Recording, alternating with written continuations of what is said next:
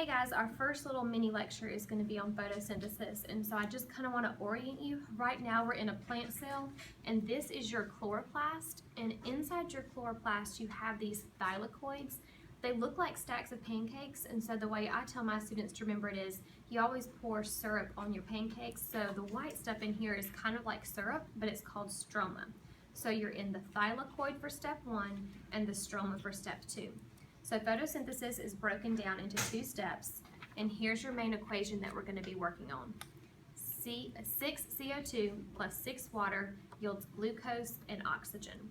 And so the way I tell my students, anything with a C is going to go into the Calvin cycle, which is known as the light independent cycle.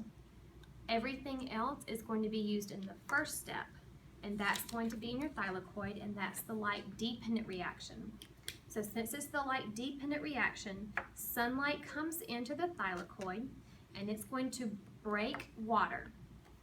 When it breaks water, oxygen leaves, so that's our first product, and now these hydrogens are going to transfer the energy that was in the sunlight. So when hydrogen bonds to NADPH, it turns into NADPH, and then ADP with an inorganic phosphate is going to bond to hydrogen and make ATP, our main energy molecule. These two carrying our hydrogens, are like shuttles, are going to go to step 2. Step 2 is your light dependent reaction because light is not needed. You're going to take your gas, which is CO2, carbon dioxide, and the hydrogens are going to now be used to make glucose. And here's your glucose, so you can see all the bonds and there's all your elements. And now you're going to get your ADP back, and it's going to be recycled, same as with your NADP+. And then it would start all over again.